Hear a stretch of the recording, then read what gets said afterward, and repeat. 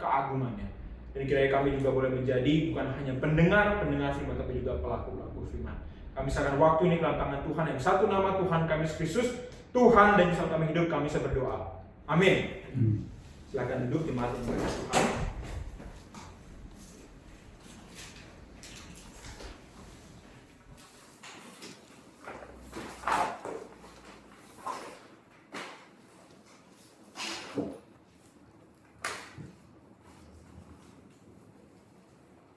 Saudara sekalian, buku alam dan buku Alkitab tidak akan pernah bertentangan.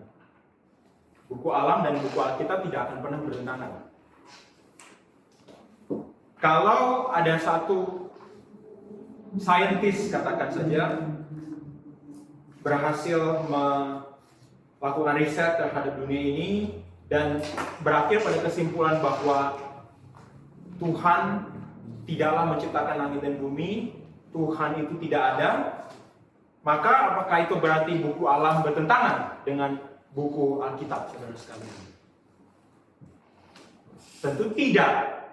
Tentu tidak, saudara sekalian. Atau misalkan ketika Alkitab menyatakan ada firman Tuhan, tapi ketika dibandingkan, ya, ternyata kok kata alam berbeda dari yang dikatakan oleh Alkitab. Apakah itu berarti buku Alkitab salah, saudara sekalian? Tentu tidak. Buku alam dan buku Alkitab tidak pernah bertentangan. Wahyu umum dan wahyu khusus tidak pernah berkonflik satu sama lain. Tapi kalau ada yang bertentangan, berarti yang salah ada di mana, saudara? Penafsiran dari masing-masing kitab ini. Kalau kita salah menafsirkan buku atau kitab alam, ya berarti yang salah adalah sains, saudara. Ya, interpretasi dari alam itu disebut sebagai sains. Sementara interpretasi dari Alkitab disebut sebagai exegesis, ya, exegesis. Bisakah exegesis itu salah? Bisa, saudara. Bisakah sains itu salah? Bisa, saudara. Tapi alam dan Alkitab tidak akan pernah bertentangan, tidak akan pernah berlawanan satu sama lain. Oleh sebab itu, ya saudara sekalian, kalau di dalam dunia kita saat ini ada orang yang mengatakan setelah meriset dunia ini mengatakan bahwa tidak ada yang namanya Tuhan, bahkan Tuhan tidak menciptakan langit dan bumi, berarti kesimpulannya interpretasi dia terhadap alam salah, sains dia salah, saudara. Dan kita harus tahu bahwa yang namanya sains itu belum tentu sains. Klaimnya sains, tapi bisa jadi itu sebenarnya adalah sebuah pseudoscience. Sains yang tidak sebenarnya, betul ya, saudara sekalian?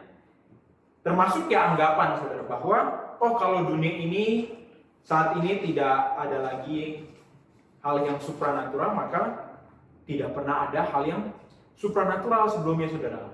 Itu adalah asumsi yang salah, betul ya, saudara? Karena kalau dikatakan hari ini tidak ada hal yang supranatural. Betul ya, saudara ya? Dikatakan kita hari ini tidak melihat tiba-tiba bulan bisa terbelah begitu ya, saudara. Tidak ada begitu ya. Lalu akibatnya, kesimpulannya adalah maka tidak pernah ada terjadi di dalam sejarah manusia tindakan-tindakan yang supranatural. Maka kesimpulannya adalah salah itu. Kenapa? Karena asumsi itu sendiri berjalan pada titik yang salah, yaitu bahwa kalau hari ini tidak ada supranatural, maka kemarin tidak ada hal yang supranatural. Tapi apakah itu benar? Belum tentu, saudara, ya kan? Sains itu bicara soal apa yang terjadi pada saat ini, bukan apa yang terjadi 1000 tahun yang lalu, 2000 tahun yang lalu, saudara. 2000 tahun yang lalu bisa saja terjadi yang lain. Sains belum tentu bisa menganalisis hal itu. Bisa jadi itu hanyalah pseudoscience. Tapi juga bisa jadi kalau misalkan Alkitab itu dikatakan begini, lalu dikatakan, Alkitab mengatakan bahwa bumi itu diitari oleh matahari. Planet-planet itu mengitari bumi. Alkitab mengatakan begitu, tapi akhirnya ternyata alam sains membuktikan bahwa yang mengitari itu sebenarnya adalah bumi, betul kan ya? Yang berputar itu bumi, sementara matahari dia relatif pada tempatnya. Bumi mengitari matahari. Artinya apa, saudara? Artinya yang salah bukan Alkitab, yang salah adalah penafsiran terhadap Alkitab. Eksegesinya salah, saudara. Ya, sehingga kita harus hati-hati sekali lagi. Buku alam dan buku wahyu itu tidak pernah bertentangan. Ya, buku alam dan buku Alkitab tidak pernah bertentangan. Yang bertentangan adalah exegesis dan sains, interpretasi dari Alkitab dan interpretasi dari alam. Sehingga kalau ada orang mengatakan kepada saudara, gimana bukti Tuhan menciptakan langit dan bumi? Ya. Hari ini tidak ada kok hal-hal yang supernatural. Berarti kesimpulannya kemarin juga 1000 tahun yang lalu, berapa juta tahun yang lalu tidak ada hal-hal yang supernatural. Itu kan menurut logikamu, itu kan menurut asumsimu, perasaan kamu. Belum tentu perasaan kamu itu benar, saudara. Demikian juga ketika kita membaca Alkitab, kita harus hati-hati apa yang Alkitab sedang klaim dan yang Alkitab tidak sedang klaim, saudara. Nah, kalau sudah tahu hal ini, kita jadi mau tahu dong ya, apa yang Alkitab klaim tentang penciptaan langit dan bumi? Apa yang Tuhan klaim tentang dunia ini? Makanya kita akan mulai dengan kitab Kejadian, saudara sekalian. Tadi MC sudah mengatakan ya bahwa alasannya itu bukan hanya karena kitab Kejadian ini adalah Alkitab kitab pertama di dalam firman Tuhan. Tapi di dalam Alkitab itu ada 8 perjanjian, saudara sekalian. Ada 8 perjanjian yang sangat esensial bagi kehidupan orang Kristen, bagi sejarah penebusan. 4-nya ada di dalam kitab Kejadian, saudara sekalian. Setengahnya ada di kitab pertama di dalam firman Tuhan. Kalau begitu, penting nggak soal kitab Kejadian? Sangat penting. Karena tanpa kitab Kejadian, sejarah penebusan tidak akan pernah kita tahu bagaimana jalannya. Dan ingat saudara, firman Tuhan itu selalu adalah cukup untuk menyatakan bagi kita apa yang kita butuhkan untuk our salvation dan juga our piety, keselamatan kita dan kesalehan kita, saudara sekalian. Jadi kita mau lihat nih ya firman Tuhan hari ini apa yang disampaikan oleh Alkitab Kejadian 1 ayat 1 sampai 2 ya. Kita akan lihat bagaimana saudara kita melihat Roh Allah yang melayang-layang itu. Apa maksudnya Roh Allah melayang-layang? Ya, kita akan lihat. Kita akan membuka firman Tuhan dari Kejadian 1 ayat 1 sampai 2. Kejadian 1 ayat 1 sampai 2. Kita baca bersama saja lah ya, karena hanya 2 ayat. Ya, Kejadian 1 ayat 1 sampai 2. Kita baca bersama ya. 3, 2, 1. Pada mulanya Allah menciptakan langit dan bumi. Bumi belum berbentuk dan kosong. Gelap gulita menutupi samudera air dan Roh Allah melayang-layang di atas permukaan air. Pada mulanya Allah menciptakan langit dan bumi.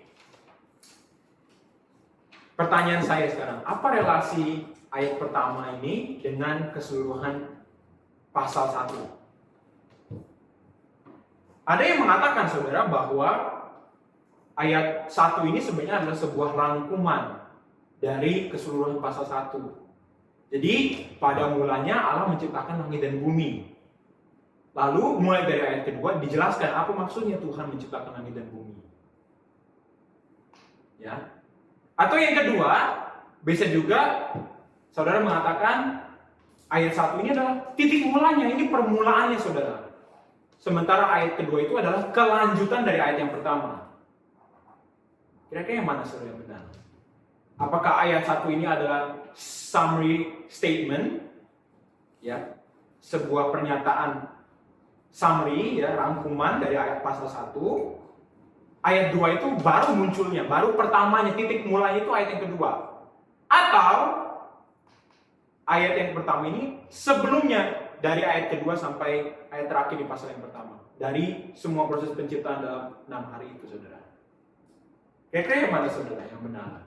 Apakah ini rangkuman, summary statement, atau apakah ini sebuah initial action, sebuah tindakan pertama, tindakan yang awal? Tindakan yang awal. Oke. Ada yang mau bilang summary statement tidak?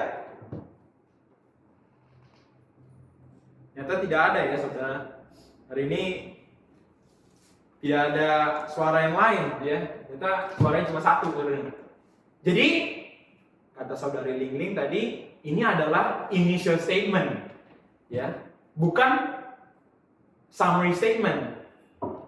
Nah, initial action, bukan summary statement. Betul atau tidak, saudara? Kita mau lihat makanya hari ini dari Amsal pasal yang ke-8 tadi kita baca. Kenapa ini penting kita akan lihat. Tapi kita akan coba lihat Amsal pasal yang ke-8 yang sudah tadi kita baca di firman Tuhan bertanggapan. Terutama dari ayat yang ke-22 sampai seterusnya, saudara. Tadi kita sudah melihat ya, bahwa Amsal adalah dikatakan di sini dijelaskan sebagai sebuah personifikasi. Dia adalah sebuah ide, saudara. Dia tidak hidup, tapi dia sedang dijelaskan melalui majas. Dan dia sedang bertanya, saudara, kepada kita, kenapa sih kita harus bersemangat untuk mengejar, untuk mengikuti hikmat, harus merangkul hikmat itu? Lalu si hikmat jawab, saudara, tidakkah kamu terkesan melihat langit dan bumi? Tidakkah kamu terkesan melihat matahari, melihat bulan, melihat gunung-gunung? Kalau kamu terkesan melihat langit dan bumi, seharusnya kamu juga terkesan sama aku. Kenapa? Karena aku sudah lebih duluan daripada langit dan bumi. Sudah lebih duluan daripada apa yang kamu bisa lihat, apa yang membuat kamu kagum di dalam dunia ini. Sehingga kita boleh melihat ada personifikasi hikmat di sini ya.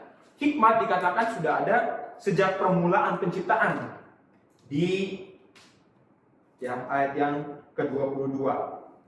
Itu kata yang sama, saudara, di ayat yang ke-22 dikatakan Tuhan telah menciptakan aku sebagai permulaan. Kata permulaan itu adalah kata yang sama dengan apa yang ditemukan di Kejadian 1:1, pada mulanya.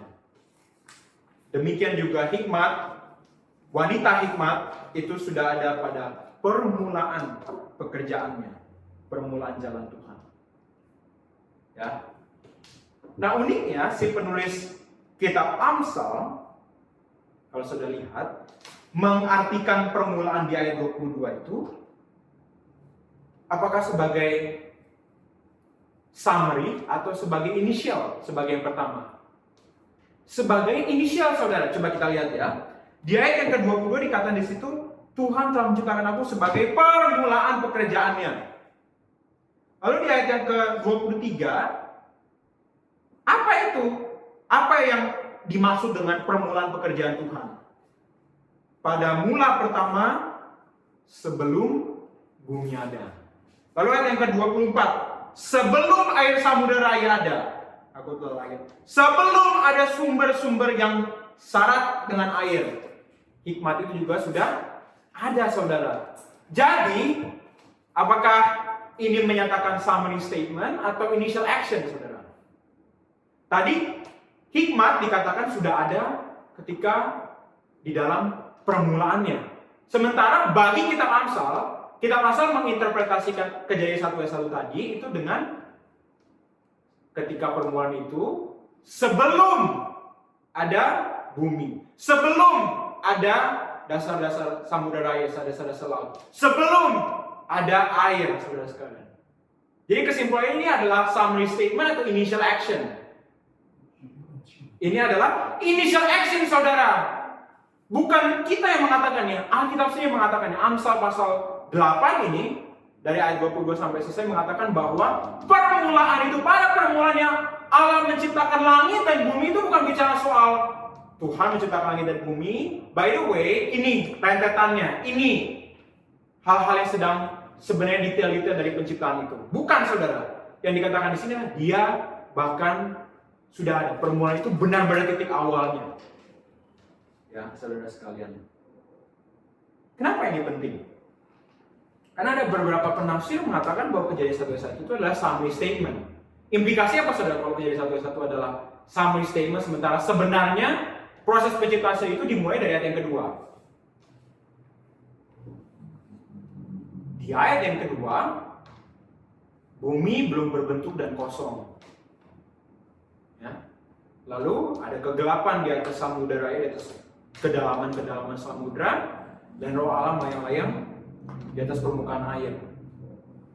Kalau begitu datang dari mana bumi itu, saudara? Kalau gitu datang dari mana kegelapan itu, saudara? Kalau gitu datang dari mana samudera-samudera itu? Datang dari mana air itu, saudara? Kalau mulanya itu dari ayat yang kedua. Berarti Kejadian pasal 1 ayat 1, kalau kita mengikuti penafsiran yang tadi, saudara, bahwa Kejadian 1 ayat 1 itu adalah summary statement, pernyataan, rangkuman, berarti penciptaan ini penciptaan yang dari ketiadaan, bukan, saudara?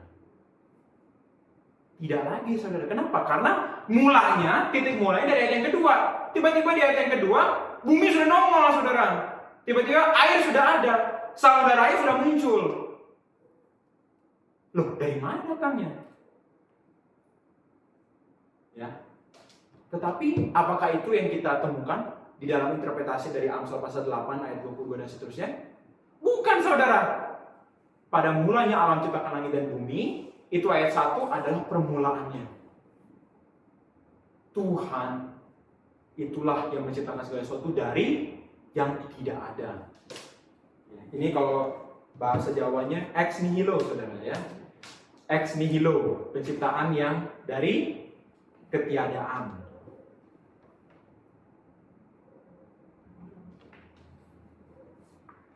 Allah kita itu bukan Tuhan yang membuat sesuatu dari yang sudah ada. Itu namanya manusia, saudara. Manusia bisa menciptakan segala sesuatu yang dari sudah ada. Tapi Tuhan kita menciptakan dari yang belum ada, dari ketiadaan, dari nihil tadi, saudara, dari kekosongan tadi. Penciptaan yang ex nihilo.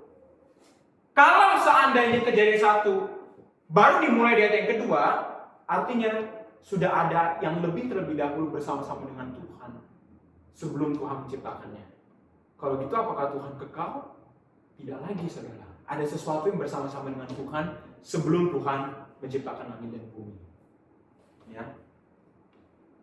Jadi di sini kita melihat, saudara, bahwa pada mulanya itu bicara soal dari yang tidak ada, Tuhan membawa apa yang ada, saudara. Bahkan dikatakan di sini bahwa Tuhan berdiri sendiri, saudara. Ketika dikatakan pada mulanya Allah, bukan Allah plus bumi, Allah plus surga, tapi Allah, dia sendiri, saudara. Dia berdiri sebagai kekal. Dan tidak ada seorang pun atau apapun yang lain. Makanya Yesaya 44 ayat 24 mengatakan, ketika Tuhan membentangkan langit, ketika Tuhan menghampakan bumi, tidak ada yang mendampinginya, tidak ada yang menemaninya sama sekali. Dia sendiri, saudara sekalian. Ya. Bahkan ketika kita melihat kata kerja menciptakan di situ, itu hanya digunakan ketika subjeknya Tuhan. Ketika kata ini tidak memiliki subjek yang lain di dalam Alkitab. Dari Kejadian sampai Maleakhi di dalam Alkitab Perjanjian Lama, kata menciptakan di situ subjeknya selalu Tuhan, saudara. Ini adalah penciptaan yang unik, penciptaan yang ilahi, bukan penciptaan yang seperti kita pakai hak cipta dan sebagainya, saudara. Hak cipta itu bukan, saudara. Hak cipta itu adalah hal yang sebenarnya saudara sudah ada di dalam dunia ini. Karena saudara rangkai, saudara reorganisasi, itu namanya manusia menciptakan. Tapi manusia tidak benar bisa menciptakan dari sesuatu yang tidak ada, selalu dari arah yang ada, saudara sekalian. Sehingga ketika dikatakan Tuhan menciptakan langit dan bumi, dan kata menciptakan itu bukan menciptakan yang bisa manusia lakukan. Ini mengatakan keunikan dari penciptaannya yang membuat kita kagum lagi akan kekuatannya dan keperkasaannya, saudara sekalian, yang tidak terukur. Ya. Dan juga kita kagum lagi akan imajinasinya, kebijaksanaan Tuhan. Dan juga itu boleh membingungkan kita kadang-kadang, ya. Bagaimana Tuhan boleh menciptakan ini, ya? Bagaimana Tuhan boleh memberikan ini dan itu? Saya selalu ingat ceritanya Fanny Crosby, saudara. Ketika dia sekali sebagai seorang pelayan Tuhan, duitnya kurang untuk membayar kos-kosannya dia, lalu tenggat waktu untuk membayar kos-kosannya datang hari itu.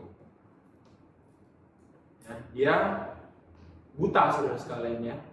Lalu tiba-tiba dia ada bel yang bunyi, saudara, ya. Ada ditekan di situ, ning gitu, ya. Lalu dibuka, saudara. Tapi nggak ada suara, nggak ngomong apa-apa orang ini. tiba-tiba ngasih sesuatu, saudara. Ya, ngasih sesuatu. Lalu Fanny Crosby terima. Apa ini gitu ya? Ini duit katanya. Ya. Diterima, lalu dia pakai duit itu untuk bayar kos-kosannya, saudara. Dan ternyata uangnya tepat, pas. Dia nggak tahu dari mana itu datangnya, saudara. Apakah itu kenalan dia atau orang lain yang dia juga nggak pernah tahu. Nggak pernah tahu dia, saudara. Tapi pokoknya ada. Tiba-tiba Tuhan memberikan kepada dia. Kalau hal seperti itu sudah membuat kagum, apalagi yang dari tidak ada, benar-benar kosong, saudara, ketiadaan itu sampai jadi ada, bukankah seharusnya kita lebih kagum lagi, lebih takjub lagi, saudara sekalian? Ya, betapa transendensinya dia, kekuatannya dia, kekekalannya dia, membuat kita menjadi kagum lagi akan misterinya Tuhan. Dari mana? Bagaimana Tuhan menciptakan? Kita tidak tahu, saudara, bagaimana. Yang kita tahu, tidak seperti manusia. Jadi, ini poin 1A, saudara. Satunya itu the soul author. Soul-nya sole, saudara, ya, bukan S-O-U-L. Soul author. Jadi, pencipta yang tunggal. Sole, author, A-U-T-H-O-R. The soul author. Dan ini poin yang A-nya, saudara. One creator. Satu pencipta. Soul author. S-O-L-E-A-U-T-H-O-R. Sole author. Ya. Soul author. Pencipta yang tunggal. Dan ini A-nya, saudara. One creator. Satu pencipta. Kedua, two registers. Dua tingkatan. Registers. Two registers, dua tingkatan. Nah, ini yang menarik, saudara. Di situ dikatakan pada mulanya Allah menciptakan langit dan bumi. Oke, itu bisa jadi seperti majas merismus. Saudara pernah dengar majas merismus? Merismus itu ketika misalkan Mazmur 1 mengatakan, tapi yang kesukaannya adalah firman Tuhan, adalah Taurat Tuhan dan merenungkannya siang dan malam. Apakah itu berarti siang saudara merenungkannya, malam saudara merenungkannya, di tengah-tengahnya lupa firman Tuhan, lupa Taurat Tuhan? Tidak ya, saudara. Maksudnya apa, saudara, siang dan malam? Sepanjang waktu, betul ya. Dia memberikan ekstrim-ekstrim ujung-ujungnya supaya mengatakan bahwa, oh, maksudnya tengah-tengahnya juga begitu, saudara. Atau misalkan saudara mengatakan hari semestri penuh orang dari yang muda sampai yang tua. Apakah itu berarti yang umurnya tengah-tengah gak ada di hari semestri? Tidak, saudara. Maksudnya yang tua sampai muda, semua umur ada, dari segala jenis klasis, ya, saudara sekalian. Bisa itu bisa juga kita mengerti langit dan bumi seperti itu, saudara. Tapi hari ini kita akan melihat sesuatu yang lebih, ya. Nah, kata langit di sini, saudara, itu adalah kata yang sama yang juga dipakai dalam bahasa Ibrani untuk surga. Surga. Ya. Jadi kata langit dan surga ketika sudah melihat Alkitab Perjanjian Lama itu sebenarnya dalam bahasa Ibrani sama. Ya. Pertanyaannya, kalau gitu sekarang yang mana yang dimaksud di dalam Kejadian 1 ayat 1 ini? Apakah Tuhan menciptakan langit dan bumi atau surga dan bumi, saudara sekalian? Ada yang mau tebak lagi? Kalau tadi tebakannya betul, puji Tuhan.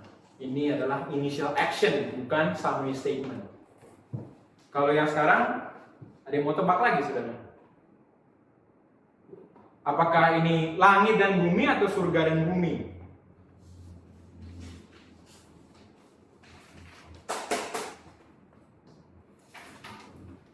Jawabannya kita lihat ya, saudara. Sekarang kita coba beralih, kita coba lihat Kejadian 2 ayat 1. Coba kita buka Kejadian 2 ayat 1. Satu orang boleh tolong membacakan Kejadian 2 ayat 1. Demikianlah diselesaikan langit dan bumi dan segala isinya. Dikatakan di sini adalah summary statement. Ini baru benar-benar summary statement, yang tadi initial action, ini summary statement. Jadi Musa mengatakan demikianlah langit dan bumi selesai dan beserta isinya. Ya. Jadi ini merujuk lagi kepada Kejadian 1 ayat 1 tadi, tapi dia memberikan kepada kita sudah selesai. Tadi baru dimulai seperti kalian. Nah, kata segala isinya itu bisa juga berarti bala tentaranya. Jadi demikianlah diselesaikan langit dan bumi dan segala bala tentaranya. Ya. Seperti ketika kita tahu nama Tuhan kita The Lord of Hosts, ya betul ya saudara dalam bahasa Inggris. Lalu diterjemahkan dalam bahasa Indonesia Tuhan semesta. Itu salah ya saudara. Host itu bukan semesta tapi bala tentara. Jadi Tuhan atas bala tentara. The Lord of Hosts itu bukan Tuhan semesta alam saudara. The Lord of Hosts itu Yahweh Sebaot itu adalah Tuhan atas bala tentara saudara. Oke. Sekarang coba kita lihat Nehemia 9 ayat 6. Bagi saudara yang sudah menemukan Nehemia 9 ayat 6 boleh membacakannya dengan lantang. Nehemia pasal yang ke-9 ayat yang ke-6.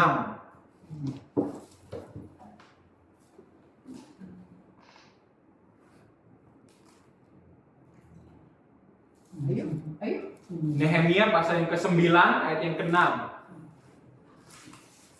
Gantian.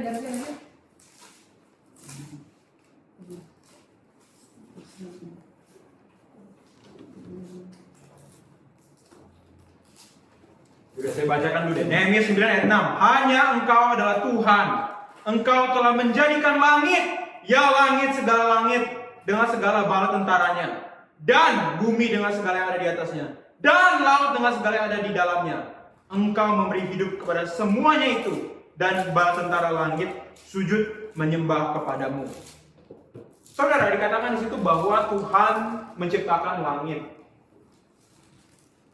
Tapi lebih dari itu, dikatakan juga Tuhan menciptakan langit di atas segala langit, saudara sekalian, beserta bala tentaranya.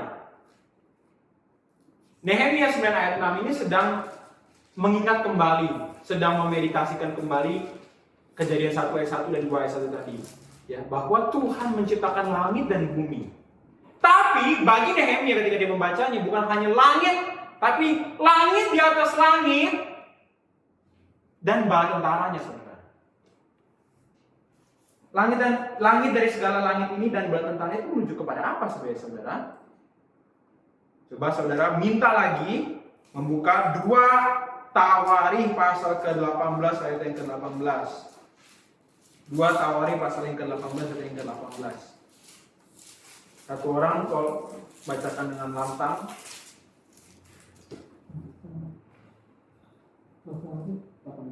Kata Mika, sebab itu dengarkanlah firman Tuhan. Aku telah melihat Tuhan sedang duduk di atas tahtanya, dan segenap utara surga berdiri di sebelah kanannya dan di sebelah kirinya. Kata yang sama tadi digunakan di situ, langit atau surga. Kata yang sama di dalam bahasa Ibrani-nya. Di sini Mika sedang menyatakan penglihatannya bahwa dia melihat Tuhan sedang duduk di atas tahtanya dan segenap tentara surga. Kata yang sama tadi saudara. Ya. Bala tentara surga berdiri di sebelah kanan dan di sebelah kirinya, saudara sekalian. Jadi kira-kira ketika kita membaca penafsiran Nehemia 9 ayat 6 untuk Kejadian 1 ayat 1 dan Kejadian 2 ayat 1, ketika Nehemia mengatakan Engkau menciptakan langit, bahkan langit di atas segala langit beserta bala tentaranya. Berarti yang diciptakan Tuhan di Kejadian 1 ayat 1 itu bukan lagi langit dan bumi, saudara, tapi surga dan bumi sebenarnya. Jadi LI di sini kurang tepat menerjemahkannya. Seharusnya Tuhan menciptakan surga dan bumi. Dan apa saudara bala tentara surgawi itu merujuk kepada apa? Bala tentara surgawi itu merujuk kepada malaikat-malaikat, merujuk kepada makhluk surgawi, atau yang kita juga sebut sebagai heavenly council atau divine council. Jadi ruang pengadilan Tuhan. Ketika Tuhan tadi dikatakan duduk di atas tahtanya, sementara malaikat-malaikat itu, roh-roh surgawi itu ada di hadapan Tuhan, menyembah Tuhan, dan juga mereka hadir di situ untuk melayani Tuhan, saudara sekalian.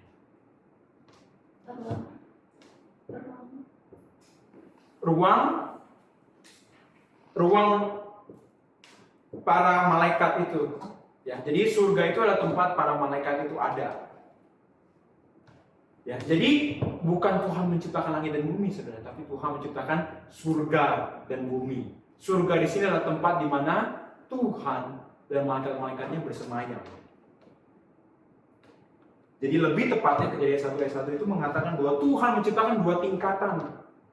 Ya, ada surga, ada bumi.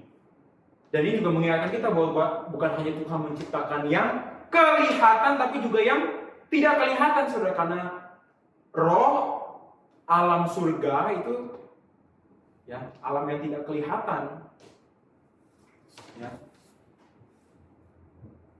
Tetapi ada, saudara, Tuhan dan malaikat-malaikatnya bersemayam di sana. Tentu kita akan melihat pentingnya nanti di bagian yang berikutnya. Ya, tapi kita boleh melihat, saudara, bahwa seperti yang tadi kita katakan, kalau karena sains berkata itu tidak ada, kenapa? Karena tidak terlihat. Berarti asumsinya yang salah, saudara. Kalau dia mengatakan karena dia tidak terlihat maka dia tidak ada, ya otak kita pun juga tidak terlihat, saudara. Tapi dia ada, kan ya. Demikian juga hanya karena dia tidak terlihat, tidak berarti dia tidak ada. Ketika Tuhan menciptakan langit dan bumi, bahkan lebih daripada itu, surga dan bumi, Tuhan menciptakan yang kelihatan dan yang tidak kelihatan, yaitu realm atau alam atau tempatnya Tuhan dan malaikat-malaikatnya berada. Ya. Itu poin yang pertama tadi kita sudah lihat, ya, the sole author, ya. Pencipta yang tunggal. Karena kita masuk ke yang kedua, saudara, the sovereign architect, arsitek yang berdaulat.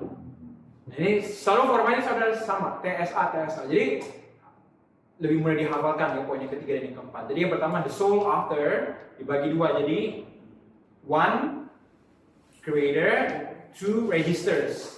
Satu pencipta, dua tingkatan. Sekarang bagian yang kedua, saudara, the sovereign architect, ya, arsitek yang berdaulat. Kalau Tuhan sudah menciptakan langit dan bumi, surga dan bumi bahkan tadi dikatakan, buat apa lagi kita membaca ayat 2, 3, dan 4 seterusnya? Apalagi mau diceritakan? Apa fungsi dari ayat yang kedua, ketiga, dan seterusnya, saudara sekalian? Ya, karena kan Tuhan sudah menciptakan, selesai dong. Apalagi mau diceritakan oleh si penulis? Ya. Nah, surga yang tidak kelihatan beserta para makhluk surgawi memang sudah Tuhan selesai ciptakan di Kejadian 1 ayat 1. Kejadian 1 ayat 1 sudah mengatakan bahwa surga, alamnya para malaikat dan Tuhan berada, malaikat-malaikat termasuk di dalamnya, sudah selesai dijadikan oleh Tuhan.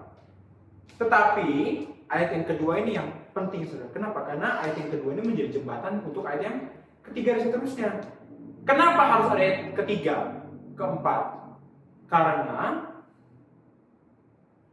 betul surga sudah diciptakan, sudah selesai diciptakan, tapi bumi belum selesai diciptakan, saudara. Bumi belum selesai diciptakan. Bahkan kita lihat di ayat yang kedua ini, makanya dikatakan bahwa bumi ini masih, yaitu dikatakan belum berbentuk, masih kosong, masih gelap, penuh dengan samudera raya. Artinya apa, saudara, kalau dia gelap dengan samudera raya? Masih berair, semuanya berair, saudara. Tidak ada daratan, tidak ada pemisahan antara atas sama bawah, semuanya air isinya. Ya. Dan kalau begitu kita melihat bahwa langit ini, bumi ini belum selesai diciptakan. Oleh sebab itu, kita boleh lihat di Ayub pasal 38 ayat 4-7. Boleh saudara membacakan Ayub pasal 38 ayat 4 sampai 7. Satu orang tolong membacakan.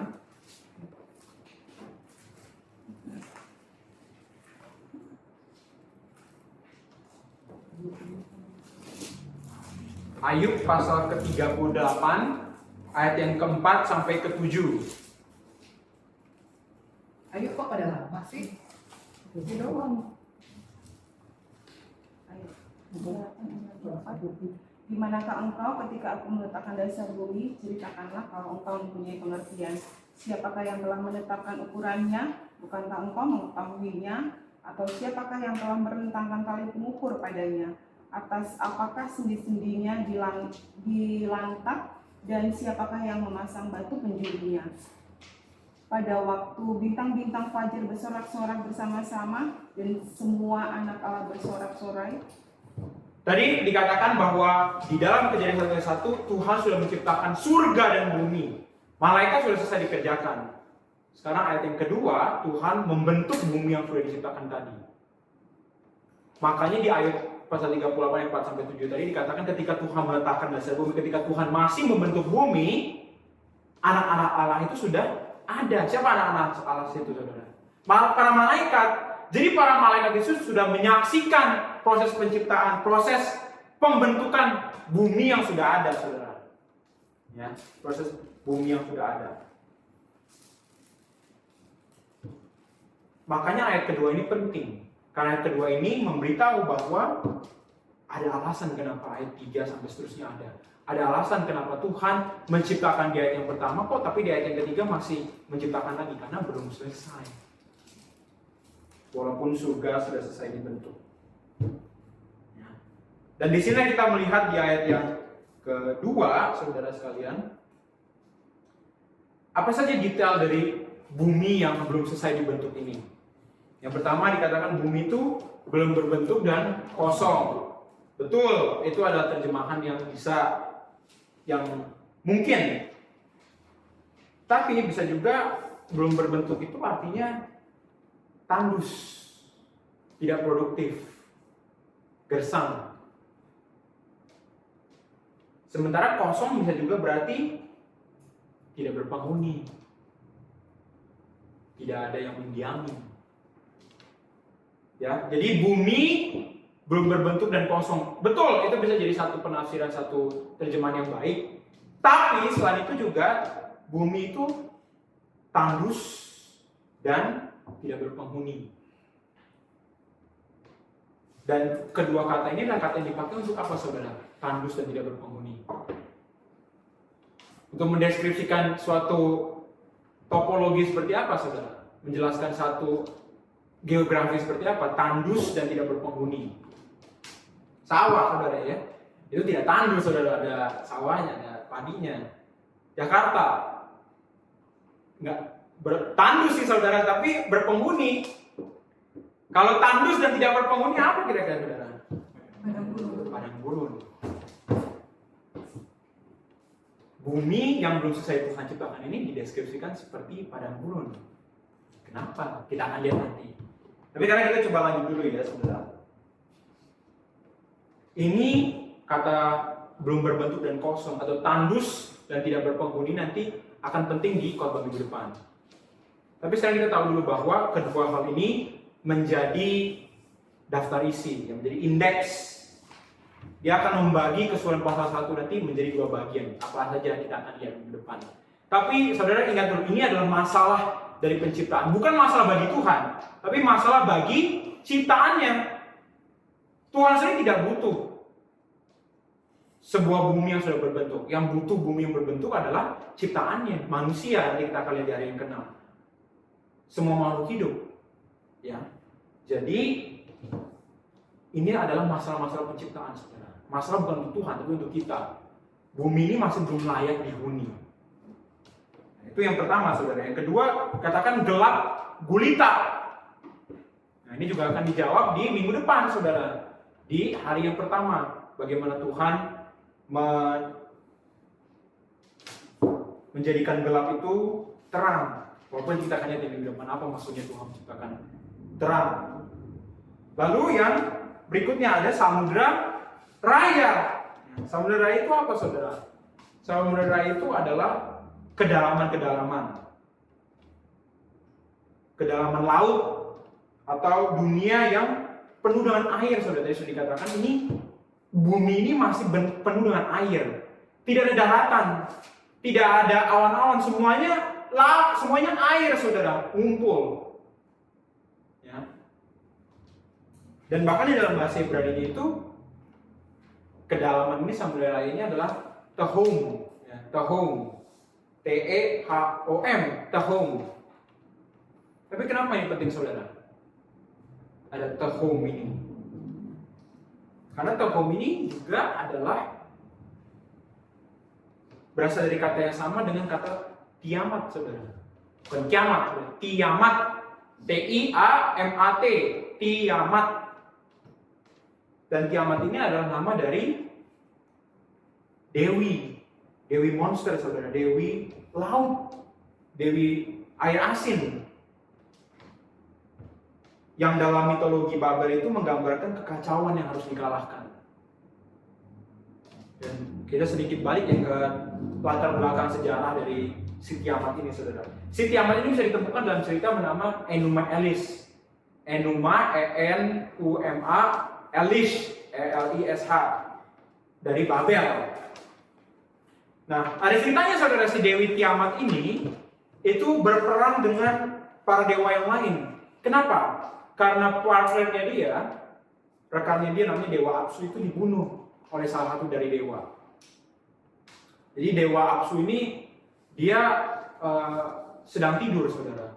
Lalu dewa-dewa yang kecil itu berisik, ya.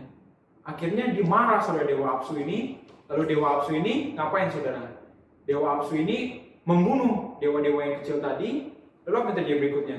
Mana dewa-dewa yang lain? Dibunuhlah Dewa Apsu, saudara. Setelah Dewa Apsu mati, sekarang siapa yang marah, saudara? Dewi Tiamat, saudara.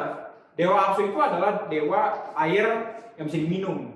Sementara Dewi Tiamat itu dewi laut yang asin yang bisa diminum, saudara.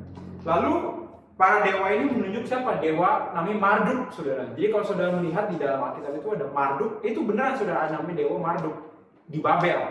Dewa Marduk ini ditunjuk oleh para dewa Babel untuk menjadi championnya mereka, menjadi pemenangnya mereka.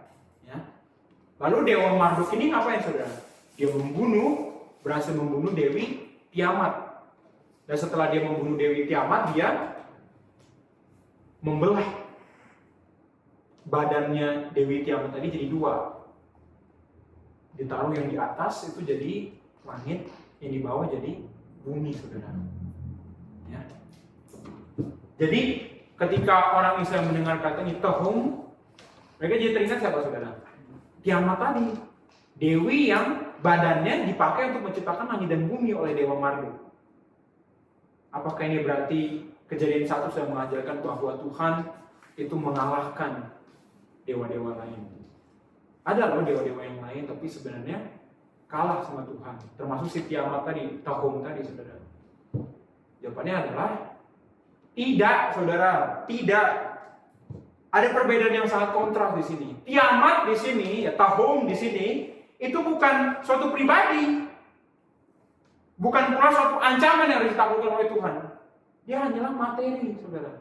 Substansi fisik yang juga Tuhan sudah ciptakan di Kejadian 1 ayat 1. Termasuk si Tehom tadi itu, kedalaman-kedalaman laut, Samudra Raya ini, juga sudah diciptakan oleh Tuhan di Kejadian 1 ayat 1. Ketika Tuhan menciptakan surga dan bumi, di dalam bumi itu ada Tehom, ada kedalaman-kedalaman laut, saudara sekalian. Tehom ini, kedalaman-kedalaman ini ada di bawah kendali Tuhan. Ya. Tidak ada peperangan di antara para dewa. Tidak ada Tuhan memegang sekop di sisi yang satu sisi, tapi pedang di sisi yang lain, saudara. Dia tidak membangun sekaligus berperang. Dia tidak butuh sekop karena dia tidak membutuhkan apapun juga untuk membangun, saudara. Dia menciptakan dari yang tiada. Dan dia juga tidak membutuhkan pedang untuk melawan dewa-dewa yang lain. Dia menciptakan dengan tangan kosong, saudara. Tidak dengan berperang, tidak juga dengan bantuan dari yang lain. Sehingga kita boleh melihat bahwa ini tidak seperti narasi penciptaan timur dekat kuno, saudara. Ya, memang dunia di ayat yang kedua itu belum layak dihuni, masih gelap, masih berair, masih tandus, masih tidak berpenghuni. Tapi ini tidak berarti bahwa Tuhan sedang berperang dengan dewa yang lain. Ini berarti apa? Tuhan belum selesai menciptakan langit dan menciptakan bumi, menciptakan dunia yang kelihatan itu sekalian. Tuhan adalah Tuhan yang berdaulat atas ciptaannya. Ya, ini Tuhan yang tidak tergantung pada penciptaannya, saudara sekalian. Dia Tuhan yang omnipotent, Tuhan yang maha kuasa. Sehingga kita jadi kagum ketika melihat Dia. Kenapa? Karena Kejadian 1 sampai 2 ini begitu sederhana, saudara. Ketika kita melihat sejarah penciptaan di dalam mitologi-mitologi Timur Dekat kuno, maupun bahkan juga Yunani kuno, ada dualisme antara dewa-dewa yang baik dengan yang jahat, antara Zeus melawan Kronos, ataupun juga penciptaan-penciptaan yang lain. Semuanya selalu adalah penciptaan yang antara entah dewa-dewa yang berperang atau dewa-dewanya tolong-menolong, saudara. Tapi Tuhan tidak membuka penolong maupun musuh untuk membangun. Ya, saudara sekalian, Dia adalah the sovereign architect. Dia adalah arsitek, ya, yang berdaulat, saudara. Itu yang kita boleh lihat di poin yang kedua. Ya. Karena kita beralih ke poin yang ketiga, saudara sekalian. Dan ini yang sangat menarik. Setelah dikatakan bahwa bumi itu belum berbentuk, kosong, tadi tandus dan tidak berpenghuni, gelap gulita untuk samudera raya, gelap dan berair, saudara. Sekarang katakan roh Allah melayang-layang di atas permukaan air. Roh Allah melayang-layang ini artinya apa, saudara? Apakah ini dia berarti menaklukkan sesuatu? Tidak ya, saudara. Tadi sudah kita bahas bahwa dia tidak membutuhkan apapun untuk ditaklukkan. Dia sendiri di situ, saudara. Tuhan tunggal. Kalau gitu apa yang sedang dilakukan oleh roh Allah yang melayang-layang ini? Nah, untuk mengerti artinya, kita harus pergi kepada Ulangan pasal 30 ayat 10 sampai 11 yang tadi sudah dibaca oleh MC sebagai foto. Tuh. Ulangan pasal 32 ayat 10 sampai 11, saudara. Tadi sudah dari ayat 9 tadi ya dibaca. Bagian Tuhan ialah umatnya. Yakub ialah milik yang ditetapkan baginya. Nah, sekarang ayat yang ke-10. Didapatinya dia di suatu negeri di padang gurun, di tengah-tengah ketandusan dan auman padang belanda. Itu kata ketandusan itu kata yang sama kita temukan di ayat yang kedua, kosong. Ya, tohu, saudara, tahu, ya, tohu. Ya. Jadi Kejadian 1 ayat 2 mengatakan bumi itu tandus, kosong, tohu. Dikatakan juga di ayat 10, Israel ditemukan Tuhan di tempat yang tandus, tohu juga, saudara. Lalu dikelilinginya dia dan diawasinya, dijaganya sebagai biji matanya. Ini yang ke-11, saudara. Laksana Raja Wali menggoyang bangkitkan isi sarangnya, melayang-layang di atas anak-anaknya. Mengembangkan sayapnya menampung seekor dan mendukungnya di atas kepaknya. Kata melayang-layang di situ, ya, rahaf, itu juga ada kata yang sama kita temukan di Kejadian 1 ayat 2. Ketika roh Allah melayang-layang di atas samudera raya. Nah, saudara harus ingat bahwa penulis dari kedua kitab ini, Kejadian dan Ulangan, adalah penulis yang sama. Dan konteks mereka pun juga sama, saudara, bahwa ketika bangsa Israel keluar dari Mesir dan sekarang sedang berjalan di padang gurun, Musa menulis kitab Kejadian ini sebagai historical prologue, sebagai pendahuluan sejarah. Sehingga kita harus melihat Kejadian 1 ayat 2 tadi bahwa bumi itu tandus dan roh Allah melayang-layang dari samudera itu dengan kacamata dari pembaca pertama yang membaca di padang gurun ketika Musa menulis bagian ini, saudara. Dan kata tadi ya, gersang atau kosong tadi Dan kata melayang-layang tadi hanya ada 2 kali di kitab Musa, di 5 kitab Musa, Kejadian, Keluaran, Imamat, Bilangan, Ulangan, saudara. Hanya di 2 bagian tadi, Kejadian 1 ayat 2 dan Ulangan pasal 32 ayat 10 sampai 11 tadi. Cuma 2 bagian ini.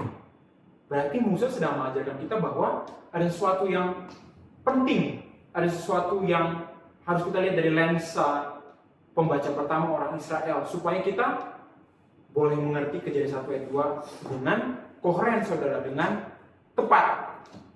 Nah, kita bisa melihatnya di mana, saudara? Oke, bangsa Israel dia mengembara di padang gurun, tandus, tetapi Allah melayang-layang seperti Raja Wali untuk menjaga anak-anak. Tuhan menuntun mereka sampai ke tanah perjanjian. Di tanah yang tandus, Tuhan melayang-layang di atas mereka. Sama seperti di dunia yang tandus, Tuhan melayang-layang di atas samudera raya. Pertanyaan saya, saudara, adalah bagaimana Tuhan melayang-layang di atas mereka? Apa maksud Tuhan melayang-layang, menuntun mereka kepada tanah perjanjian? Apa artinya, saudara? Yang mau tebak tidak? Bagaimana Tuhan melayang-layang di atas mereka? Bagaimana Tuhan memproteksi mereka? Bagaimana Tuhan memimpin menuntun bangsa Israel keluar dari Mesir sampai kepada tanah perjanjian? Ya, kalau saudara buka Yesaya 63 ayat 11 sampai 14, juga di situ dikatakan bahwa Roh Allah, Roh Kudus itu memimpin bangsa Israel keluar dari tanah Mesir sampai kepada tanah perjanjian melalui padang belantara yang bersama. Jadi ini mengkonfirmasi, saudara, bahwa pribadi yang sama, ya Tuhan yang sama, itu adalah Tuhan yang membawa bangsa Israel keluar dari Mesir dan juga membawa bumi yang kosong, yang tandus tadi kepada penciptaannya. Nah, saya mau tanya, saudara, bagaimana Tuhan hadir menuntun mereka dan memproteksi mereka? Dan di sini kita bermain dengan Reform Biblical Theology, saudara. Sampai sini kalau kita berhenti, kita tidak akan melihat di mana Tuhan hadir bagi umat perjanjiannya. Tapi kita mau melihat hari ini ya. Coba kita buka dari kitab para nabi, dari Hagai. Hagai itu sebelum Zakaria, ya saudara. Setelah Nehemia. Hagai pasal yang kedua ayat 5 yang ke-6. 5 sampai 6. Hagai pasal 2 ayat 5 sampai 6. 2 ayat ini kalau saudara sudah menemukan, tolong membaca ya. Hagai pasal 2 ayat 5 sampai 6. Tetapi sekarang kuatkanlah hatimu, hai Zerubabel, demikianlah firman Tuhan. Kuatkanlah hatimu, hai Yosua ben Yozadak, imam besar, kuatkanlah hatimu, hai segala rakyat negeri, demikianlah firman Tuhan. Bekerjalah, sebab aku ini menyertai kamu, demikianlah firman Tuhan semesta alam. Sesuai dengan janji yang telah kuikat dengan kamu pada waktu kamu keluar dari Mesir, dan Rohku tetap tinggal di tengah-tengahmu. Janganlah takut. Kata yang sama tadi dipakai, saudara. Roh Tuhan menuntun bangsa Israel keluar dari Mesir sampai ke tanah perjanjian. Kita sudah melihat juga tadi di Yesaya pasal yang ke-63 dan juga Ulangan pasal 32 ayat 10 sampai 11. Roh Tuhan melayang-layang menuntun bangsa Israel melewati padang gurun. Nah, di sini sudah menariknya. Dalam bentuk apa? Bagaimana Tuhan menuntun bangsa Israel? Roh Allah itu melayang-layang di atas bangsa Israel. Di ayat yang ke-5 sampai yang ke-6 itu, saudara, dikatakan di situ, telah kuikat dengan kamu pada waktu kamu keluar dari Mesir dan Rohku tetap tinggal. Ya, ayat yang ke-6 ya. Rohku tetap tinggal di tengah-tengahmu, janganlah takut. Nah, kata dalam bahasa aslinya itu bukan hanya tinggal, saudara, tapi juga berdiri. Tuhan berdiri, saudara. Roh Tuhan itu berdiri. Roh Tuhan berdiri untuk menuntun bangsa Israel. Hagai bisa memakai kata yang lain, saudara, untuk mengatakan bahwa Tuhan hadir di situ. Tuhan berdiam, berkemah, menuntun bangsa Israel. Tapi kata yang dipakai di situ bukan tinggal, bukan berkemah, bukan bahkan berdiam, bukan duduk juga bahkan saudara, tapi berdiri. Berdiri dalam bahasa aslinya saudara amad, A-M-A-D, amad, A-M-A-D, amad. Saudara, kalau kita lihat bahasa Indonesia memang tidak kelihatan. Tapi berdiri, amad, itu adalah dasar kata dari amud, A-M-M-U-D. A-M-M-U-D, amud. Apa saudara amud itu? Tiang. Tiang. Jadi ketika roh Allah itu memimpin bangsa Israel di dalam padang gurun itu sampai ke tanah perjanjian, roh Allah itu hadir dalam bentuk tiang. Tiang seperti apa saudara yang hadir dalam perjalanan bangsa Israel di padang gurun? Tiang awan dan tiang api saudara. Tiang awan dan tiang api. Jadi artinya apa saudara ketika tadi di dalam Ulangan pasal 32 ayat 10 sampai 11, Yesaya pasal 63 bahwa roh Allah melayang-layang di atas bangsa Israel menuntut mereka keluar dari Mesir. Dalam bentuk apa? Dari mana mereka tahu ada roh Allah di situ? Karena ada tiang awan dan tiang api, saudara. Tiang awan itu bukan hanya dia di depan untuk memimpin jalan mereka. Tiang awan ini juga kadang di belakang untuk menjaga mereka dari serangan. Dan kadang-kadang juga di atas, saudara, untuk memproteksi mereka dari panasnya matahari. Jadi tiang awan dan tiang api itulah yang memimpin bangsa Israel. Itulah tanda dari kehadiran dari roh Allah yang melayang-layang dari saudara. Di Ulangan 32, di sepanjang perjalanan bangsa Israel. Inilah tiang awan ini kita sebut, sering juga disebut sebagai Shekinah itu saudara. Ya, bukan seperti gereja-gereja karismatik saudara, Shekinah begitu saudara. Shekinah di sini awan kemuliaan ini adalah awan kehadiran Tuhan. Awan di mana Tuhan hadir di dalamnya untuk memproteksi bangsa Israel, untuk memimpin bangsa Israel sampai kepada tanah perjanjian. Itulah simbol kehadiran dari Roh Allah, dari Roh Kudus. Ya, awan kemuliaan tadi. Dan bukan hanya Roh Kudus, tapi apa juga saudara yang ada di dalam awan kemuliaan itu? Ya betul, ada Tuhan, ada Roh Allah. Tapi selain itu ada apa lagi saudara dalam situ? Kristus, oke. Kristus Allah lah ya. Nah, coba kita buka ya saudara Mazmur pasal 99 ayat 1 dan 7. Mazmur pasal yang ke-99 ayat yang pertama sampai ayat yang pertama dan yang ke-7.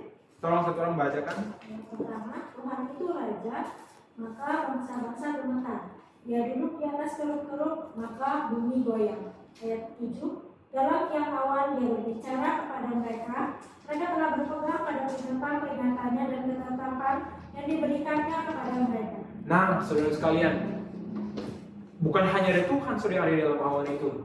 Ada dikatakan di situ keruk-keruk. Keruk-keruk itu apa saudara? Malaikat. Ya, malaikat-malaikat. Kita nanti akan ketemu di Kejadian pasal 3, malaikat yang menjaga pohon kehidupan. Tapi untuk saat ini kita tahu dulu bahwa keruk itu adalah malaikat. Ya, kodratnya adalah makhluk surgawi saudara sekalian. Jadi awan kemuliaan itu, ya, Shekinah tadi, roh Allah yang melayang-layang tadi, itu adalah simbol kehadiran dari bukan hanya Tuhan, tapi juga kehadiran dari para makhluk surgawi, saudara. Kehadiran dari para malaikat juga. Jadi seperti kita katakan bahwa di ayat Ayub pasal 38, malaikat juga sudah ada di dalam proses penciptaan. Sekarang malaikat-malaikat itu ada di dalam awan kemuliaan tadi, saudara. Ada di dalam kemuliaan Tuhan yang turun bersama dengan Tuhan, menyaksikan penciptaan langit dan bumi. Kenapa ini penting, saudara? Kenapa ini penting? Karena kehadiran awan kemuliaan tadi itu bukan hanya kehadiran yang biasa-biasa saja dalam Alkitab, tapi kehadiran yang menjadikan sesuatu itu rumah Tuhan, bait Tuhan, istananya Tuhan. Kalau kita lihat Keluaran pasal 24 ayat 15 sampai 18, di situ awan kemuliaan Tuhan meliputi Gunung Sinai. Gunung Sinai itu adalah prototipe, saudara, bentuk awal dari bait Tuhan. Makanya dibagi tiga, ya kan? Ada yang orang-orang awam di bawah, lalu para tua-tua boleh naik sampai tingkat kedua, dan hanya Musa yang boleh naik ke tingkat ketiga, saudara sekalian. Demikian juga ketika masuk ke dalam bentuk yang sudah lebih terlihat, yaitu kemah suci di Keluaran pasal 40 ayat 34, dikatakan di situ bahwa ketika kemah suci itu sudah selesai dibangun, maka awan kemuliaan Tuhan juga memenuhi kemah suci itu, saudara. Dan bahkan bukan hanya kemah suci yang mobile, saudara.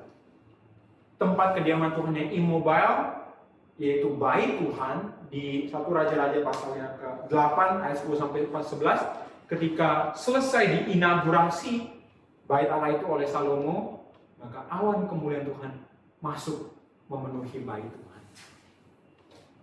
Ya, selalu polanya seperti itu, saudara. Awan kemuliaan Tuhan hadir untuk menginaugurasi sesuatu itu menjadi rumah Tuhan, jadi istananya Tuhan, jadi kediamannya Tuhan. Sehingga kalau sampai kehadiran awan kemuliaan glory cloud ini, ya, Shekinah tadi itu, hadir juga di Kejadian 1 ayat 2, yang mewakili bukan hanya kehadiran Tuhan, tapi juga kehadiran makhluk-makhluk surgawi, para malaikat, kerub, seraf, dan malaikat-malaikat yang lain. Ini sebenarnya ada tanda dari pelantikan dunia, saudara. Pelantikan dunia yang sudah Tuhan ciptakan di ayat yang 1, itu menjadi apa? Menjadi rumahnya, menjadi baitnya, saudara sekalian. Kejadian 1 ayat 2, ketika roh Allah melayang-layang itu bukan seperti roh Allah jadi layang-layang, saudara. Dia layang-layang aja begitu tanpa tujuan. Kehadiran roh Allah yang melayang-layang dalam bentuk awan kemuliaan itu, saudara, ada kehadiran yang menjadikan bumi ini sebagai bait Tuhan. Sebelumnya kediaman Tuhan itu di mana? Di surga, saudara. Berkali-kali Alkitab mengatakan bahwa Tuhan berdiam di surga. Dia melihat, matanya memandang dari surga ke bumi. Tapi sekarang di Kejadian 1 ayat 2, Tuhan berkehendak untuk memperluas surga, untuk memperluas kerajaannya, untuk memperluas kediamannya dari hanya di surga sampai juga kepada kerajaan di bumi, saudara sekalian. Dia masuk menembus ke dalam dunia untuk menjadikan dunia yang masih chaos, masih kacau ini menjadi rumahnya, menjadi tempatnya. Dan ketika roh Allah itu sudah tiba, maka chaos itu tidak bisa bertahan lagi. Saudara. Kita akan lihat di ayat 3 dan 1 di minggu depan, bahwa kehadiran roh Tuhan itu akan menjadikan segala sesuatu jadi teratur. Ya, kehadiran Tuhan itu menjadikan bumi tempat kudusnya Tuhan. Kita sudah banyak belajar di sini bahwa kekudusan Tuhan itu tidak di segala tempat, saudara. Kudus itu artinya bukan hanya terpisah, bukan hanya khusus, betul. Kudus itu khusus, betul. Kudus itu terpisah. Tapi lebih daripada itu, kudus itu adalah di mana Tuhan berada. Makanya Musa ketika datang ke semak belukar itu, yang menyala itu, Tuhan menyuruh dia untuk melepas sendalnya karena itu adalah tempat yang kudus. Kenapa? Karena Tuhan hadir di situ, saudara. Kekudusan itu bukan hanya terpisah khusus. Karena kalau ngomong soal terpisah atau khusus juga banyak hal, saudara, yang khusus terpisah. Ada hal-hal yang khusus untuk di rumah, ada hal-hal yang khusus untuk di kantor. Ya, saudara nggak bawa-bawa komputer di kantor pulang ke rumah. Mungkin juga saudara nggak bawa piring cucian saudara di rumah itu ke kantor atau ke sekolah. Karena itu khusus untuk di rumah atau di kantor. Kudus itu bukan hanya khusus. Kudus itu juga dimanapun Tuhan berada. Tuhan berkehendak untuk menjadikan bumi ini tempat kediamannya. Sama seperti awan kemuliaan itu memenuhi kemah suci, memenuhi gunung Sinai, memenuhi bait Allah. Demikian juga awan kemuliaan itu dalam bentuk roh Allah yang melayang-layang. juga sekarang memenuhi bumi untuk menjadikannya bait Tuhan, saudara sekalian. Ya, ini poin yang ketiga, saudara. Itu poin yang ketiga tadi ketika kita masuk ke roh Allah yang lain-lain itu sudah poin yang ketiga, yaitu the spirit archetype. The spirit archetype. The spirit, ya, spirit archetype. A-R-C-H-E-T-Y-P-E. A-R-C-H-E-T-Y-P-E. Archetype. Archetype itu apa, saudara? Bentuk asli, model. Jadi ini adalah bentuk asli yang dari roh, bentuk model yang dari roh. Roh Tuhan itu sekarang membawa malaikat-malaikatnya untuk masuk ke dalam bumi, menjadikannya tempat di mana dia berdiam, saudara sekalian. Ya. Kehadiran Roh Kudus itu adalah kehadiran yang mulia. Makanya kalau ada kehadiran Roh Kudus membuat saudara menjadi tidak mulia, berarti bukan Roh Kudus, saudara. Kalau kehadiran Roh Kudus membuat saudara jadi telanjang lah, atau jadi tidak belajar firman, atau menjadi tidak bisa dimengerti, itu bukan kehadiran Roh Kudus, saudara. Kehadiran Roh Kudus itu adalah kehadiran yang mulia, kehadiran yang menggambarkan keagungannya, keperkasaannya, termasuk juga yang menggambarkan surga, saudara. Surga itu adalah model dari bumi. Bumi itu seharusnya menjadi seperti surga. Surga itu makanya harus diperluas. Bumi ini adalah bentuk yang sudah seharusnya mengikuti bentuk kerajaan surga. Makanya doa Bapa kami apa, saudara? Jadi kehendakmu di bumi seperti di surga. Kenapa? Karena surga itu adalah tipe model yang seharusnya bumi ikuti. Sekarang Tuhan di Kejadian 1 ayat 2 menembus masuk ke dalam bumi untuk membawa kepada kemuliaan, membawa kepada tempat kediaman. Itu yang ketiga, saudara, the spirit archetype. Sekarang kita masuk ke yang terakhir, yang keempat, saudara. Itu adalah the saving artist. The saving artist, ahli seni yang menyelamatkan. Ahli seni yang menyelamatkan, saudara. Jadi kita sudah lihat ya tadi yang pertama, the sole author, pencipta yang tunggal. Yang kedua kita boleh melihat juga ada the sovereign architect, arsitek yang berdaulat. Yang ketiga kita boleh melihat the spirit archetype, model yang dari roh. Dan yang keempat kita boleh melihat the saving artist, ahli seni yang menyelamatkan. Nah, saudara, di ayat yang pertama ini kalau kita lihat ada Tuhan, ada roh Tuhan. Tapi ternyata PB juga perjanjian baru juga mengatributkan pekerjaan roh Allah itu kepada pribadi yang lain, saudara. Kejadian 1 ayat 1 sampai 2 ini betul Allah mengerjakannya. Tapi seiring berjalannya pembukaan, penyataan yang lebih besar lagi, yang lebih komplit lagi, kita melihat bahwa Kejadian 1 ayat 1 sampai 2 ini juga bahkan di dalamnya ada pribadi yang lain. Ketika kita membuka misalnya Yohanes ayat 1, saudara sekalian, di Injil Yohanes, ketika kita membuka Injil Yohanes, itu dikatakan apa, saudara? Yang ayat yang seharusnya kita sudah hafal. Pada mulanya adalah firman. Firman itu bersama-sama dengan Allah, dan firman itu adalah Allah. Pada mulanya bersama-sama dengan Allah. Ayat yang ketiga, saudara, segala sesuatu dijadikan oleh Dia, dan tanpa Dia tidak ada sesuatu pun yang telah jadi dari segala yang telah dijadikan. Apa yang berarti sampai sini? Sama seperti tadi kita mengartikan pada mulanya sebagai waktu, sebagai sebelum Kejadian 1 ayat 2 sampai seterusnya. Demikian juga Yohanes mengerti pada mulanya sebagai sebelum, saudara. Dia tidak mengerti sebagai summary statement. Kalau begitu, seharusnya dia tidak dikatakan di ayat yang ketiga segala sesuatu dijadikan oleh Dia, oleh Kristus, saudara. Tapi justru kita tahu bahwa karena Kristus sudah ada, anak Allah itu sudah ada sejak penciptaan, maka pada mulanya itu adalah sebuah permulaan initial action dari Tuhan. Kristus sudah ada di situ. Dia bukan to be, saudara. Dia simply was. Dia bukan menjadi, to become. Dia bukan become, dia be. Dia ada, saudara. Nah, dia sudah bersama-sama dengan Allah Bapa menciptakan langit dan bumi. Nah, dan kalau kita bahkan pergi ke Kolose 1 ayat 16, saudara. Di Kolose 1 ayat yang ke-16 di situ dikatakan ya, bahwa Kristus adalah yang sulung dari ciptaan. Dia lebih utama dari segala yang diciptakan. Lalu ayat yang ke-16, karena di dalam Dialah telah diciptakan segala sesuatu yang ada di surga dan yang ada di bumi, yang kelihatan dan yang tidak kelihatan, baik singgasana maupun kerajaan, baik pemerintah maupun penguasa. Segala sesuatu diciptakan oleh Dia dan untuk Dia, saudara sekalian. Ketika Kristus itu dikatakan sebagai agen dari penciptaan, Dialah, dari Dialah, untuk Dialah segala sesuatu diciptakan, oleh Dialah segala sesuatu diciptakan, saudara. Itu dikatakan apa?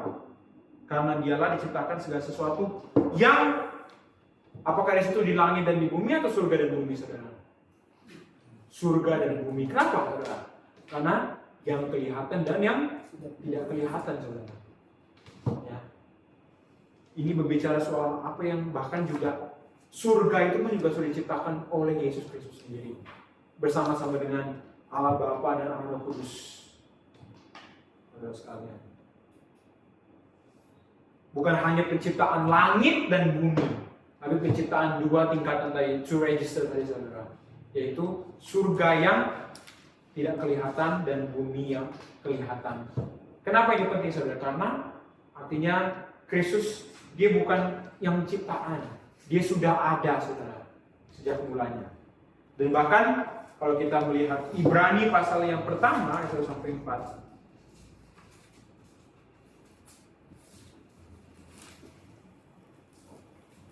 Kalau kita lihat Ibrani pasal yang pertama, ayat 1 sampai 4, boleh satu orang membaca Ibrani pasal yang pertama, ayat 1 sampai 4 dengan lantang. Ibrani 1 ayat 1 sampai 4. Setelah pada zaman dahulu Allah berulang kali dan dalam berbagai cara berbicara kepada nenek moyang kita dengan perantaraan nabi-nabi, maka pada zaman akhir ini Dia telah berbicara kepada kita dengan perantaraan anaknya yang telah Dia tetapkan sebagai yang berhak menerima segala yang ada.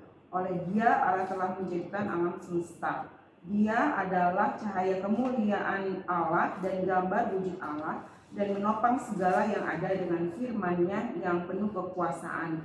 Dan setelah Dia selesai mengadakan penyucian dosa, Dia duduk di sebelah kanan yang maha besar di tempat yang tinggi, jauh lebih tinggi daripada malaikat-malaikat, sama seperti nama yang dikaruniakan kepadanya jauh lebih indah daripada nama mereka. Apa yang diatributkan kepada Roh Kudus, kepada Roh Allah di Kejadian 1 ayat 2, juga diatributkan kepada Yesus Kristus. Saudara lihat bisa di situ, Sang Anak dikatakan sebagai cahaya kemuliaan Allah. Sementara tadi kita sudah melihat bahwa Roh Allah di Kejadian 1 ayat 2 dimengerti oleh Israel sebagai awan kemuliaan yang menampilkan kemuliaan Tuhan. Dan kemuliaan itu ditampilkan dalam bentuk yang fisik, saudara. Ada guntur, ada suara yang keras seperti trompet, ya, seperti sangkakala. Ada juga bentuknya api yang membakar, saudara. Dan juga bahkan seperti air yang membanjiri, saudara. Itu kemuliaan Tuhan yang dinyatakan dalam awan kemuliaan itu. Demikian juga Anak Yesus Kristus diatributkan juga kemuliaan yang diatributkan kepada Roh Kudus.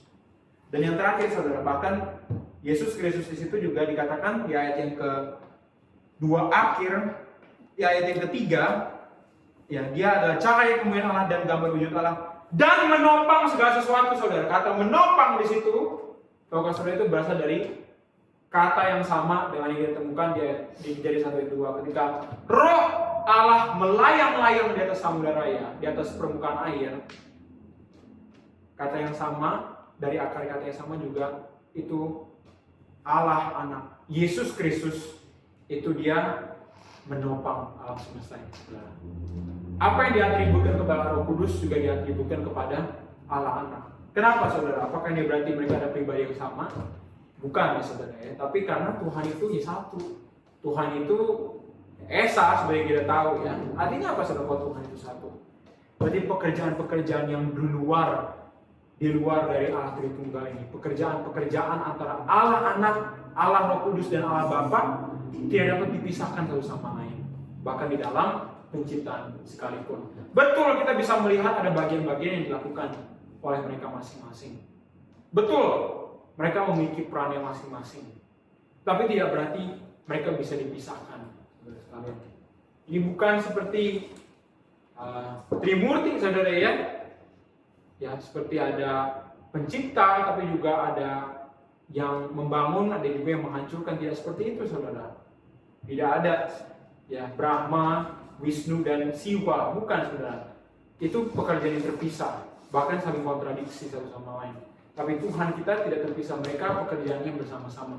Di dalam awan kemuliaan itu juga ada Yesus Kristus. Dan bahkan dia juga turut melayang-layang di situ saudara. Ya, hover over air itu saudara. Dan bahkan juga kita boleh melihat bahwa Yesus Kristus itu juga ada kemuliaan Tuhan yang ditunjukkan di dalam awan kemuliaan itu. Tapi kita boleh melihat hari ini bahwa ada masalah saudara. Ada masalah. Ya, masalahnya adalah kejatuhan manusia yang mempengaruhi status bumi sebagai kediaman Tuhan. Jadi kita melihat ya bahwa bumi itu Tuhan desain sebagai baitnya, sebagai tempat kediaman, sebagai istananya. Itu desain awalnya. Tuhan sudah menciptakan surga dan sekarang surga itu menembus masuk ke dalam bumi supaya bumi ini juga boleh menjadi tempat kediaman Tuhan yang tetap, yang kekal. Tapi seperti yang kita akan lihat minggu-minggu ke depan, konsekuensi dari pelanggaran perjanjian dalam ciptaan akan mempengaruhi status bumi saudara sekalian. Akan mempengaruhi bagaimana Tuhan menyatakan kemuliaannya dalam bumi. Kenapa? Karena kita akan lihat minggu depan saudara, bahwa 2 minggu lagi dan seterusnya, bahwa kemuliaan Tuhan itu ya, kemuliaan Allah itu ditarik kembali. Roh Allah yang melayang-layang sebagai roh anugerah, sebagai penglantik, sebagai penginaugurasi dari dunia yang Tuhan ciptakan ini ditarik kembali, masuk kembali ke dalam kerajaan surga saudara. Ya, bumi masih ada dalam bawah kendali raja surga itu saudara.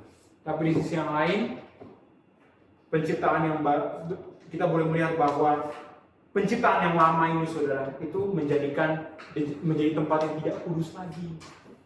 Makanya kita tahu saudara bahwa bumi yang sekarang kita tinggal ini secara umum, secara general tidak kudus saudara.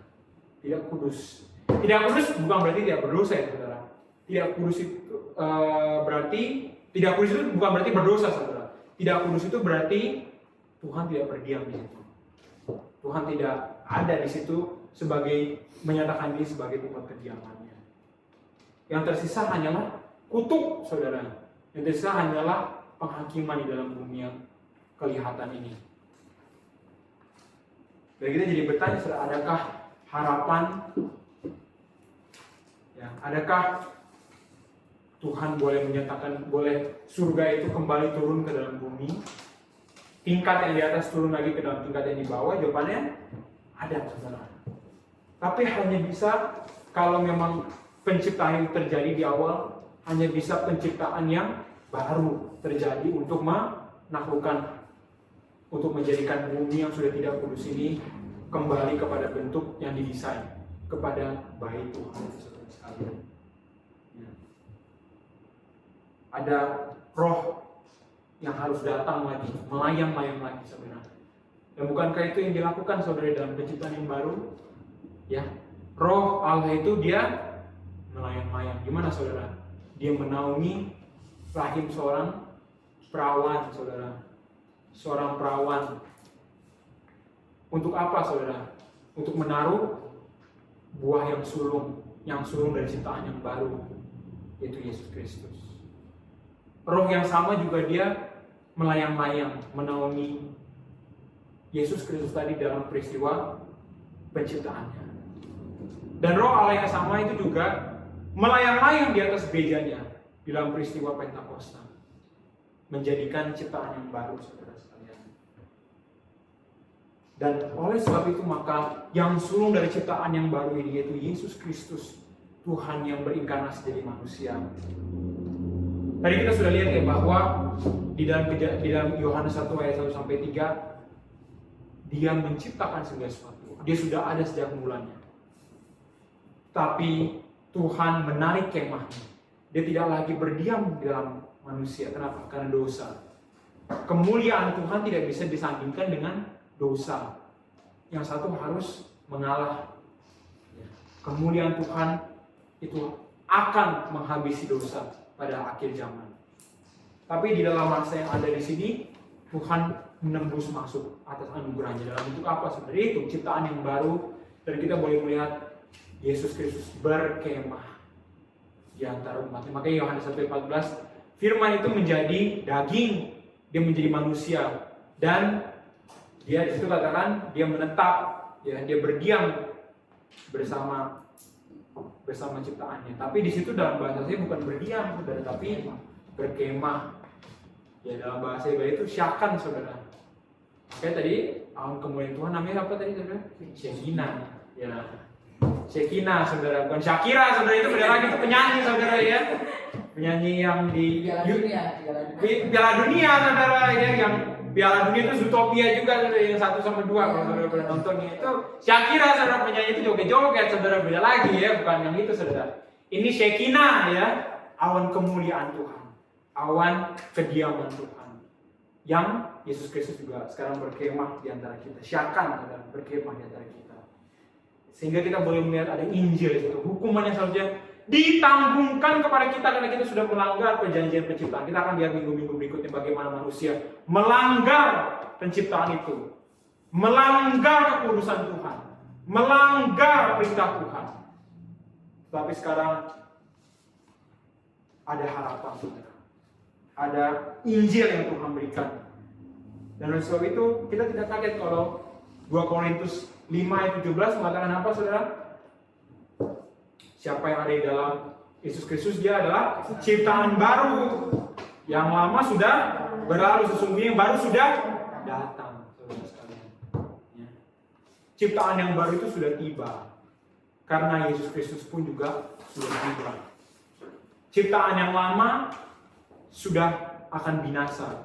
Kenapa? Karena manusia gagal menjaganya sebagai tempat kudus Tuhan. Dia akan sebagai imam, manusia gagal menjaganya, saudara sekalian.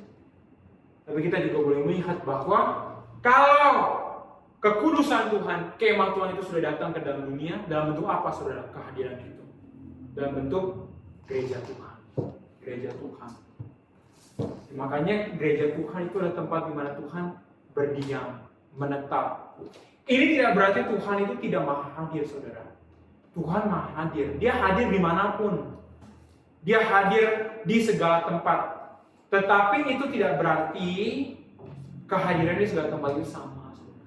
Kehadiran dia hadir di neraka, saudara, hadir. Tapi kehadiran itu kehadiran yang menghanguskan, menghakimi, yang penuh dengan murka.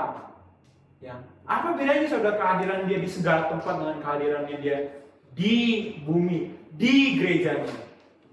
Itu adalah kehadiran yang penuh anugerah, kehadiran yang memberikan berkat, kehadiran yang memberikan damai sejahtera, kehadiran yang memberikan kelimpahan, bukan yang menakutkan, saudara sekalian.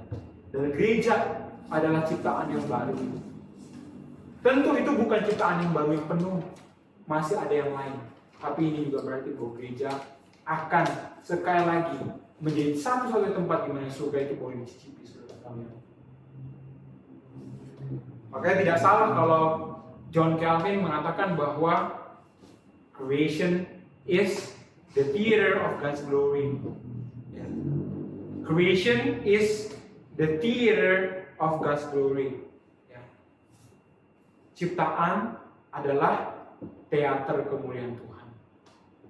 Di situ Tuhan menampilkan kepada kita kemuliaannya.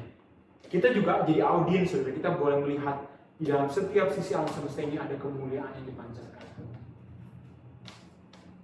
Ya.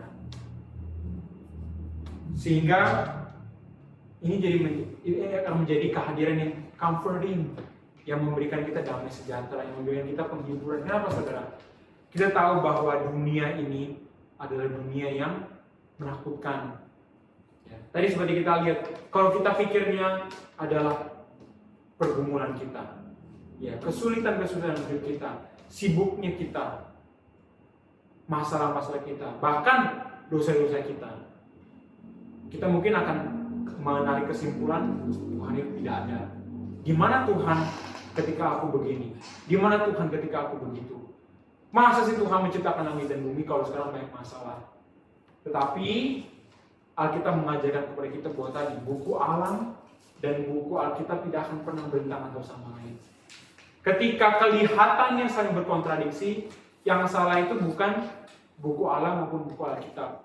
Yang salah bukan Tuhan, tapi yang salah adalah penafsirannya. Entah itu sains, ilmu pengetahuan, atau exegesis, saudara.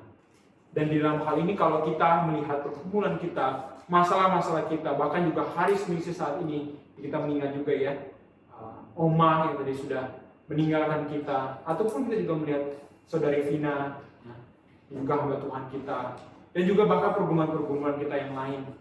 Ya, kita tidak melihatnya itu sebagai alasan bahwa Tuhan itu tidak ada. Tuhan tidak menciptakan langit dan bumi. Tuhan tetap menciptakan langit dan bumi. Dan oleh sebab itu, kita tidak takut, saudara.